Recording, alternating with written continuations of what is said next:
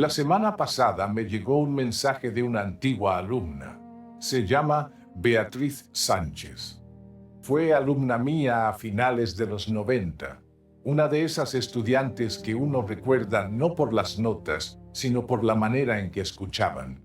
Terminó la carrera, hizo la especialidad de medicina de familia y ahora trabaja en un centro de salud en Valladolid. Hace años que no hablamos más que de vez en cuando. Uno de esos contactos que la vida mantiene a distancia, pero no pierde del todo. El mensaje llegó un martes por la noche. Yo estaba en el despacho revisando unas notas. Lo abrí sin pensar demasiado. Era breve. Decía que su hija, que tiene 8 años, acababa de recibir un diagnóstico serio. No especificaba cuál. Y la primera línea del mensaje no hablaba del diagnóstico. Hablaba de algo diferente. Hablaba de lo que Beatriz no podía dejar de preguntarse desde la consulta del médico. La frase era esta: ¿por qué ella no ha hecho nada? Puse el teléfono boca abajo sobre la mesa. Me quedé un momento en silencio, mirando la pared del despacho sin saber exactamente qué hacer con esa frase. No porque no la entendiera, porque la entendía demasiado bien. Porque hay algo en esa frase. ¿Por qué ella? Que no tiene respuesta posible si uno sigue dentro del marco en que la pregunta se hace. Un marco que asume que hay una razón. Que la enfermedad de una niña de 8 años tiene que tener alguna explicación que la justifique. Que el sufrimiento inocente, si existiera un Dios justo, debería estar prohibido. No respondí ese mensaje esa noche. No porque no quisiera. Porque no tenía nada que decir que no fuera falso o insuficiente. Estuve dándole vueltas hasta tarde, y en algún momento, ya cerca de la medianoche, me vino a la cabeza una carta. Una carta que había leído hacía años y que nunca había examinado del todo en su contexto real. Una carta que Einstein escribió no como ejercicio filosófico, no como declaración pública sobre la naturaleza de Dios, sino como respuesta directa a un padre que había perdido a su hijo. Un padre que se había dirigido a Einstein, específicamente a Einstein, con la misma pregunta que me había enviado Beatriz. ¿Por qué él no había hecho nada? Eso es lo que quiero examinar esta noche. No la teodicea en abstracto, que es el nombre que los filósofos le dan al problema del mal, al intento de conciliar la existencia de un Dios bueno con la existencia del sufrimiento inocente. No la respuesta teológica clásica ni la respuesta atea clásica. Quiero examinar lo que Einstein respondió a un padre devastado. Lo que hay detrás de esa respuesta cuando se lee en su contexto biográfico completo. Y lo que la neurociencia más reciente está añadiendo a esa conversación de una manera que, cuando lo vi por primera vez, me detuvo en seco. Pero antes necesito plantear la pregunta con toda la honestidad que merece. Porque hay una manera de esquivar el sufrimiento inocente que los filósofos y los teólogos han practicado durante siglos y que consiste en subir el nivel de abstracción hasta el punto en que el niño concreto, la niña concreta, la persona real que sufre sin haber hecho nada, desaparece dentro del argumento. No voy a hacer eso esta noche. La pregunta de Beatriz, ¿por qué ella?, no es una pregunta filosófica, es la pregunta de una madre y merece ser tomada en serio en ese nivel, no ser elevada a una cuestión abstracta sobre la naturaleza del bien y el mal en el universo. El 12 de febrero de 1950, un hombre escribió a Albert Einstein desde el dolor más concreto que existe. Se llamaba Robert Marcus, era rabino, y hacía poco tiempo había perdido a su hijo de 11 años a causa de la polio, una enfermedad viral, sin culpas, sin decisiones equivocadas, sin nada que ninguna persona en esa historia hubiera podido hacer de otra manera. El rabino Marcus había leído algo que Einstein había publicado anteriormente, una reflexión sobre la inmortalidad del alma, en la que Einstein escribía: que el deseo de sobrevivir a la propia muerte le parecía una forma de egoísmo absurdo de las almas débiles. Y le escribió para confrontarle con eso, para preguntarle directamente con un hijo muerto detrás de las palabras: ¿hay consuelo para lo que ha pasado? ¿Cómo se habla de egoísmo cuando lo que uno ha perdido no es a uno mismo, sino a un niño de 11 años que no pidió nada a nadie? Era una carta al borde del abismo. Una carta que un padre en ruinas le enviaba al científico más famoso del mundo, porque ya no le quedaba otro sitio a donde ir con esa pregunta. Einstein respondió. No tardó semanas, respondió. Y lo que escribió no era filosofía abstracta. Era, creo yo, lo más honesto que Einstein dejó escrito sobre el sufrimiento. Más honesto que cualquiera de sus declaraciones sobre Dios y la física. Más honesto porque era una respuesta a algo real, a alguien real, en el momento más real que existe. Voy a citar la parte central de esa carta en su traducción del alemán, verificada en el Open Sidur Project y documentada también en The Marginalian. Einstein escribió al rabino Marcus lo siguiente: un ser humano es una parte limitada en el tiempo y en el espacio. Experimenta sus pensamientos y sentimientos como algo separado del resto, una especie de ilusión óptica de su conciencia. Esta ilusión es para nosotros una especie de prisión que restringe nuestros deseos personales y nuestro afecto a las personas más cercanas. Nuestra tarea debe ser liberarnos de esta prisión, ampliando el círculo de nuestra compasión para abarcar a todas las criaturas vivientes y a toda la naturaleza en su belleza. Lean eso despacio. Einstein no le dijo al rabino Marcus que su hijo estaba en un lugar mejor. No le prometió ningún tipo de continuidad. No ofreció ningún argumento teológico sobre el plan divino ni sobre el misterio de los designios de Dios. No intentó justificar el sufrimiento de ese niño con ningún propósito superior. Ofreció algo diferente. Ofreció una reubicación. Dijo: el dolor que sientes es la consecuencia de experimentarte a ti mismo como algo separado, como un yo cerrado, delimitado, cuya pérdida más intolerable es la pérdida de quien más amas. Y Einstein estaba diciendo que esa separación, esa sensación de ser un yo aislado, cuyo hijo ha sido arrebatado, es real en términos de experiencia, pero es una ilusión óptica en términos de la estructura más profunda del universo. No dijo que el dolor no fuera real. Dijo que el marco desde el que se experimenta ese dolor contiene una distorsión que amplifica el sufrimiento más allá de lo que la realidad física justifica. Pasé tiempo con esa carta. La leí varias veces. Y hubo algo que me perturbó durante un buen rato. ¿Cómo se le dice a un padre que acaba de perder a su hijo de 11 años que su dolor es el resultado de una ilusión óptica de la conciencia? ¿No es eso frío? ¿No es eso exactamente el tipo de distancia intelectual que un padre destrozado no puede ni quiere escuchar? Quiere. Y luego entendí algo que cambia el peso de esa carta completamente. Para entender lo que Einstein escribió al rabino Marcus, hay que entender quién era Einstein cuando lo escribió. No el Einstein de las ecuaciones, el Einstein que era padre, el Einstein que tenía en ese momento un hijo que llevaba años sufriendo de una manera sobre la que no había tenido ningún control. Edward Einstein. Edward era el hijo menor de Einstein y Mileva Maric. Nació en 1910. Era un niño brillante, sensible, con talento musical extraordinario. Y en la veintena, Edward desarrolló esquizofrenia. Fue internado repetidamente en la clínica Burgholzli de Zúrich.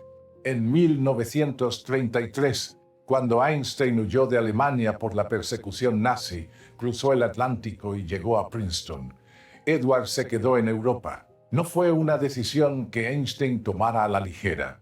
Fue el resultado de circunstancias que lo superaban completamente. Y Einstein lo sabía.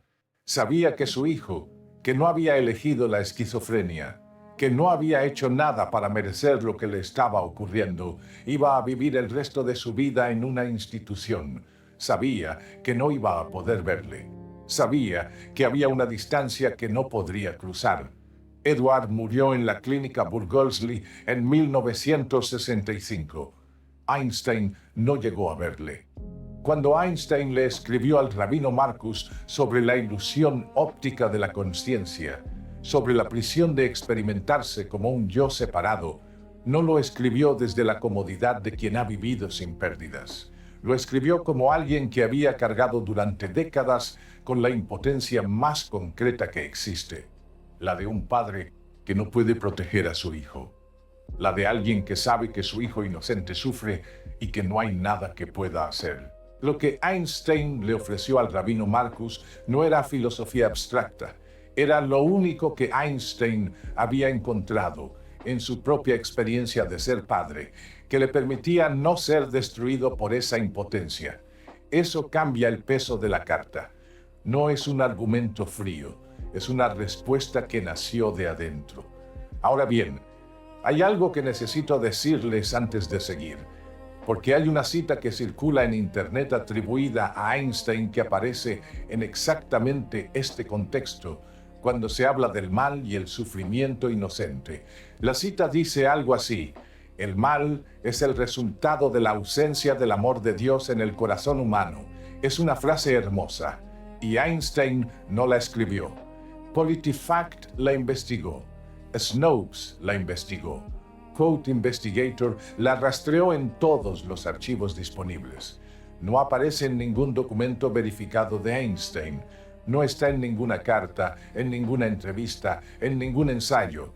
La primera vez que aparece atribuida a Einstein es en documentos que no tienen ningún respaldo archivístico.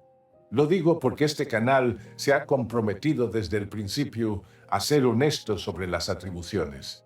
Y en este tema, en el del sufrimiento inocente, me parece especialmente importante no construir el argumento sobre una cita falsa, por hermosa que sea.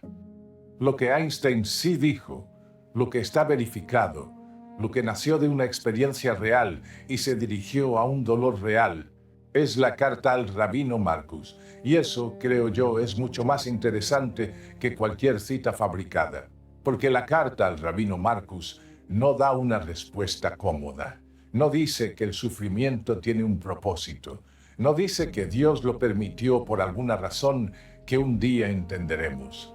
No dice nada que pueda aceptarse sin esfuerzo. Dice que el dolor de perder a un hijo inocente es real e irreducible, y que hay algo en la estructura de la conciencia humana que amplifica ese dolor más allá de lo que la realidad física justifica. Una estructura que puede, con trabajo, con tiempo, con algo que Einstein llama liberarse de la prisión, de la ilusión del yo separado, ser modificada de una manera que no elimina el dolor, pero cambia la relación que uno tiene con él. Necesito hacer un rodeo por la neurociencia.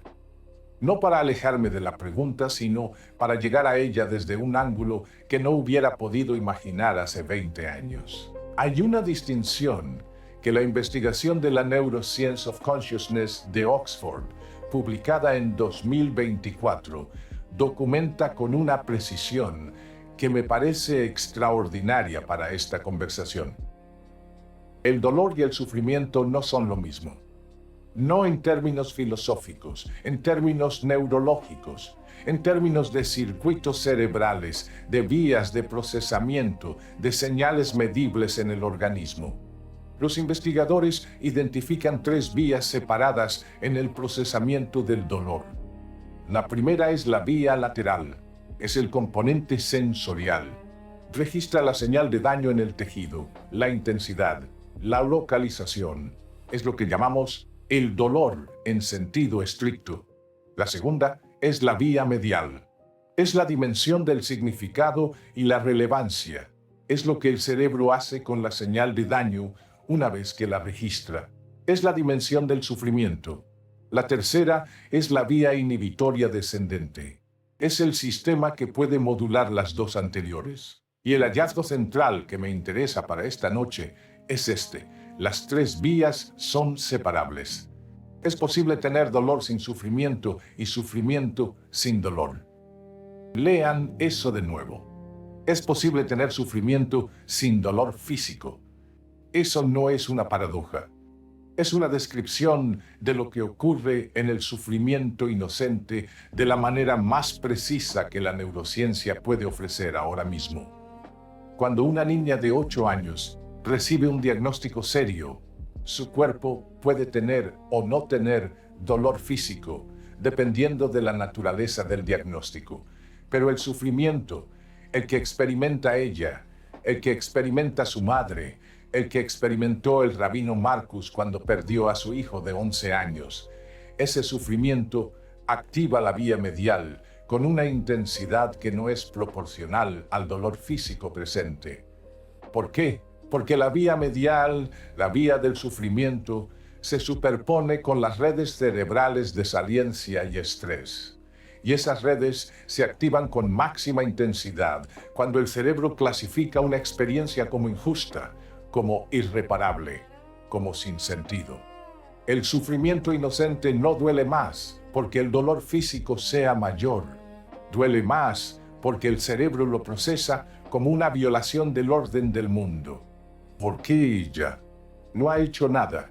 Esa frase no es solo una expresión de dolor, es el cerebro de Beatriz activando la vía medial del sufrimiento en su máxima intensidad, porque la experiencia está siendo clasificada como injusta, como no merecida, como sin la causa justa que el cerebro necesita para encontrar un marco de sentido. La International Association for the Study of Pain documenta algo que llaman el sesgo de injusticia percibida. Cuando una persona percibe su propio sufrimiento o el de alguien que ama como injusto e irreparable, ese sesgo se codifica neurológicamente. El cerebro no solo registra el dolor, amplifica la señal porque la ha clasificado como una violación del orden esperado. ¿Por qué yo? Duele más que el dolor mismo. ¿Por qué ella? Duele más que el diagnóstico mismo. Y aquí es donde lo que Einstein le dijo al rabino Marcus adquiere una dimensión que yo, cuando lo leí la primera vez, no había captado del todo. Cuando Einstein hablaba de la ilusión óptica de la conciencia, de la prisión de experimentarse como un yo separado, estaba describiendo, sin los términos neurocientíficos que no existían en 1950, exactamente el mecanismo que activa la vía medial del sufrimiento en su máxima intensidad.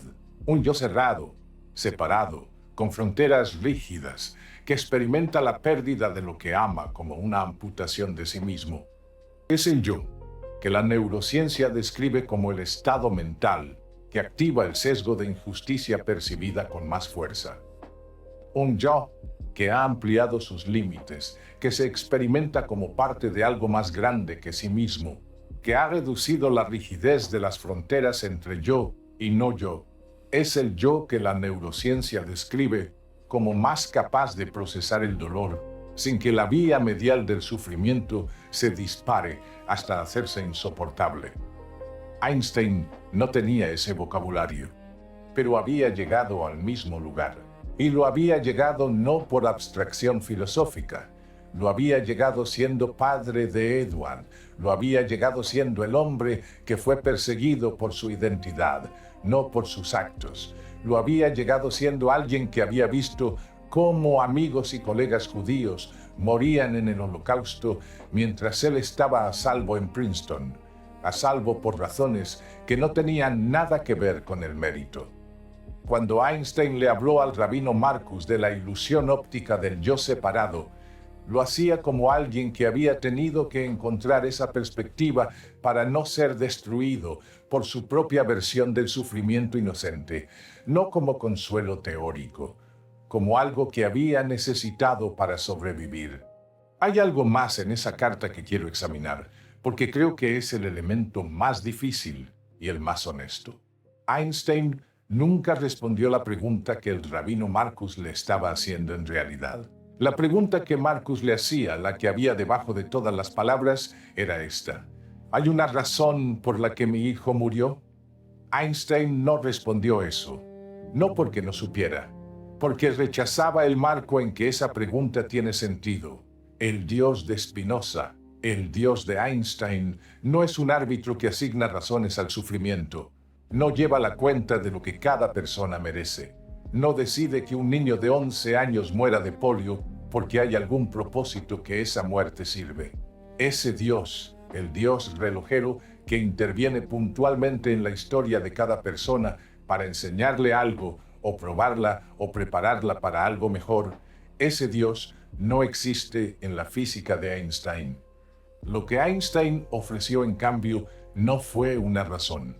Fue una pregunta diferente. No por qué murió mi hijo, sino desde dónde estoy mirando esa muerte. Porque si uno la mira desde la posición del yo cerrado, separado, que ha perdido algo que era suyo, la única respuesta posible es la injusticia, la violación del orden, la ausencia de sentido.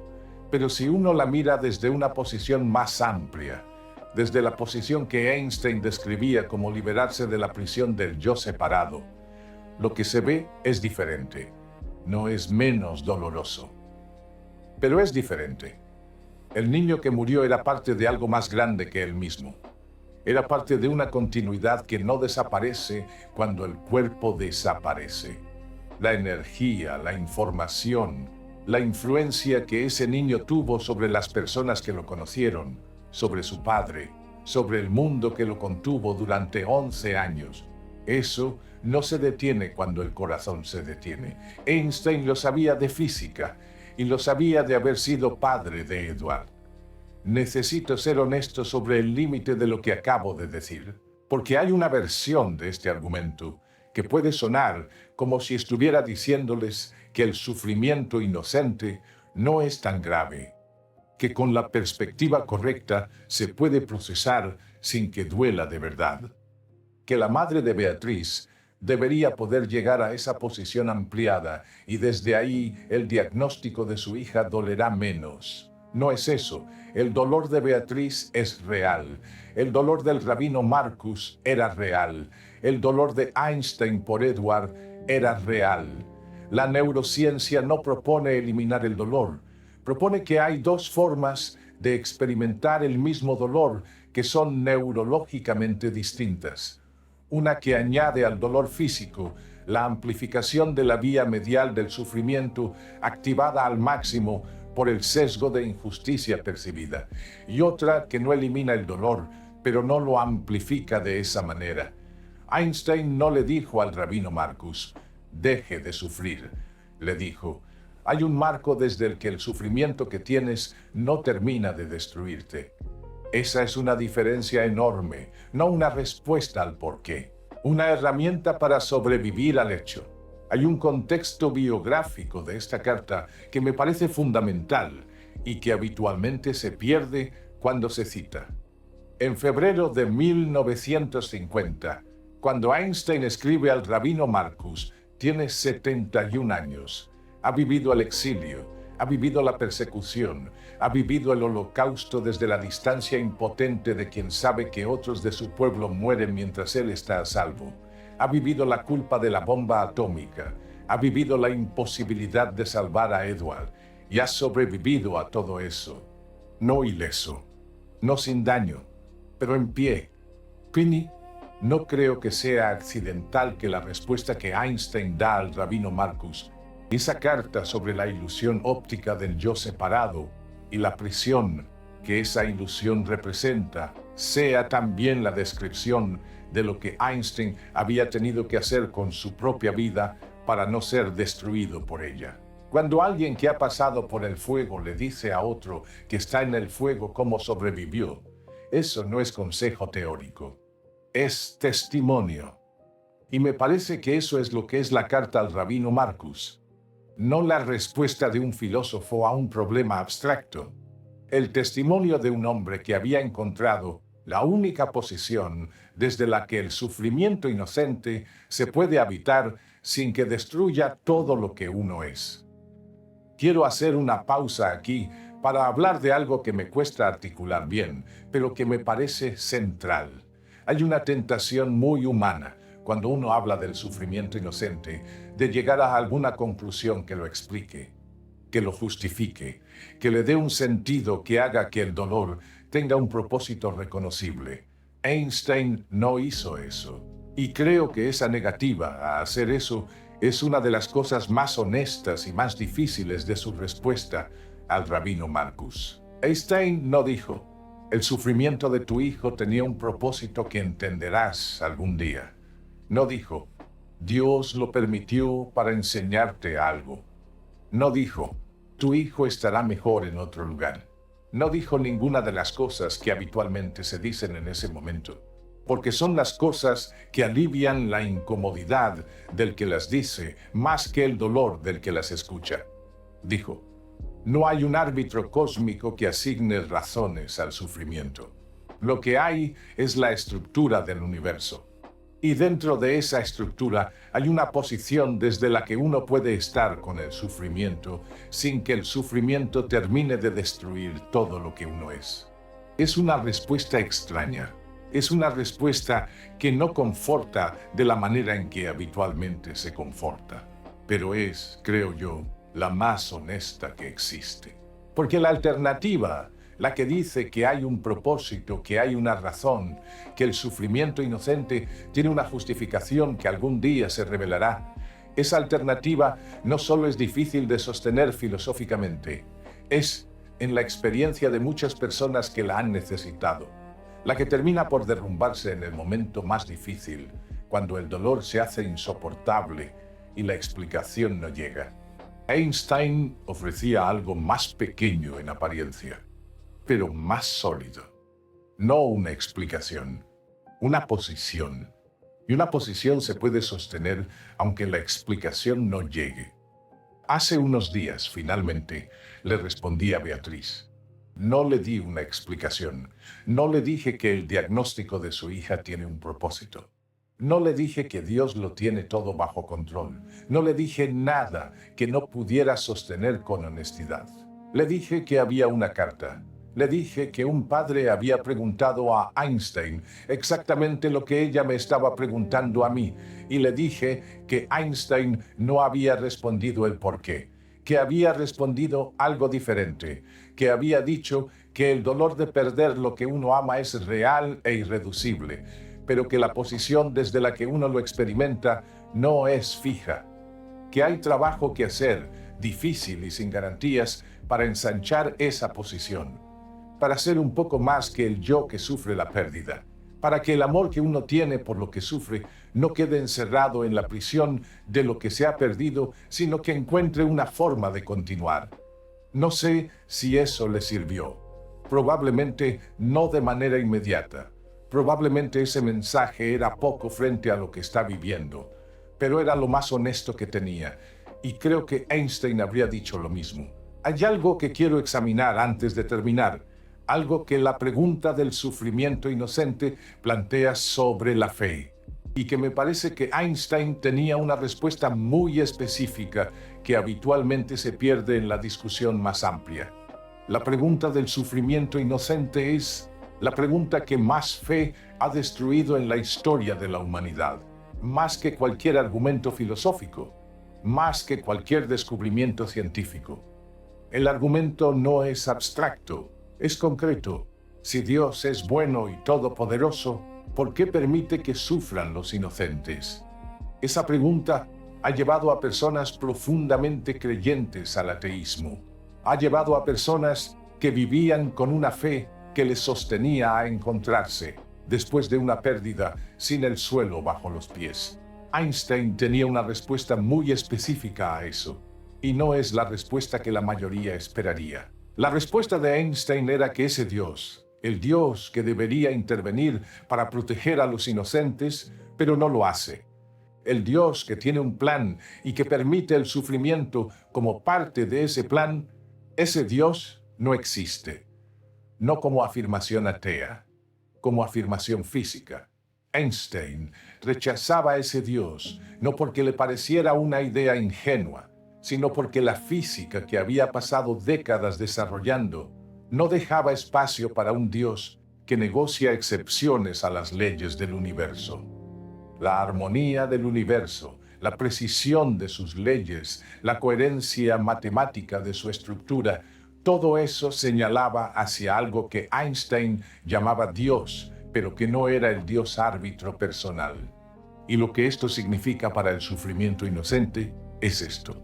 Si el Dios que no existe es el Dios que debería proteger a los inocentes y no lo hace, entonces la fe que se destruye cuando un niño inocente muere es una fe que estaba construida sobre una premisa que la física ya había desmontado. No es que Dios haya fallado, es que ese Dios nunca fue el Dios de la física. El Dios de la física, el Dios de Einstein, es la armonía del universo. Y la armonía del universo no tiene preferidos. No protege a los inocentes porque ser inocente no es una categoría que las leyes de la física reconocen. La polio es una enfermedad viral. Mata a niños de 11 años con la misma indiferencia con que el sol sale por el este. No porque Dios sea malo o indiferente, sino porque Dios, si existe, no es un árbitro que asigna protección en función del mérito. Eso puede sonar desolador, y lo es, si uno lo mira desde el marco del Dios árbitro personal. Pero Einstein ofrecía algo diferente en su lugar. Un universo que no tiene preferidos, pero que tiene estructura. Que no protege a los inocentes de manera individual, pero que contiene una armonía que va más allá de la injusticia local. Que no da razones para el sufrimiento, pero que tampoco le da al sufrimiento la última palabra sobre lo que uno es. Eso no es consuelo fácil. Es algo más difícil y más duradero que el consuelo fácil. Es la honestidad de alguien que ha mirado el universo con toda la precisión que la física permite y ha encontrado que la pregunta correcta no es por qué sufren los inocentes, sino desde dónde uno puede estar con ese sufrimiento sin que le destruya completamente. Llevo semanas con la carta al rabino Marcus en la cabeza. La he leído más veces de las que puedo contar. Y hay algo que cada vez me parece más claro. Einstein no respondió esa carta como un filósofo. La respondió como alguien que sabía lo que era perder a un hijo inocente. Como alguien que había cargado durante décadas con la impotencia de no poder proteger a Edward. Como alguien que había tenido que encontrar en su propia vida la posición desde la que ese dolor fuera habitable. No le dijo al rabino Marcus que su hijo estaría bien. No le dijo que Dios tenía un plan. No le dijo que algún día entendería. Le dijo, el universo es más grande que tu yo que sufre, y hay trabajo que hacer para ensanchar la relación que tienes con ese yo hasta que quepan más cosas que el dolor. Eso es todo, y al mismo tiempo es todo. Miren, esta noche no pretendo tener la respuesta a la pregunta más antigua y más difícil de la fe.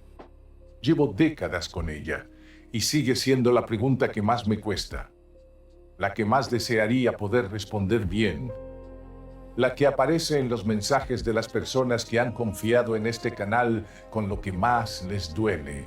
Pero al menos ahora sé algo que no sabía con claridad hace unos años. La pregunta de por qué sufren los inocentes no tiene respuesta dentro del marco en que se hace, dentro del marco de un Dios árbitro que asigna razones al sufrimiento.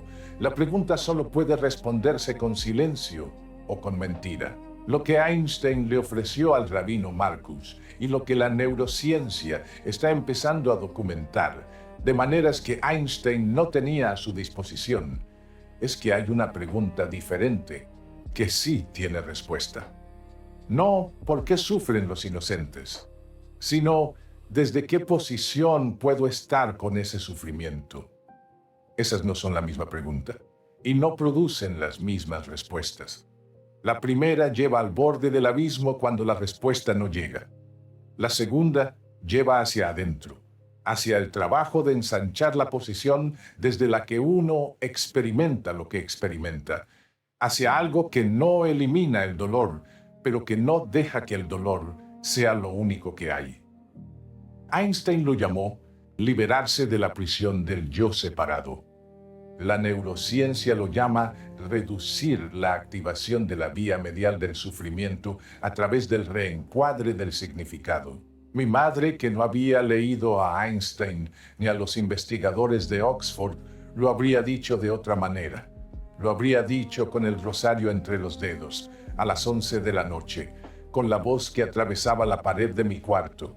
Esta noche, antes de dormir, si tienen una pregunta de esas que no tienen respuesta dentro del marco en que se hacen, piensen si hay una manera de reformular la pregunta, no para evitarla, para llegar a ella desde un sitio que no destruya todo lo que uno es.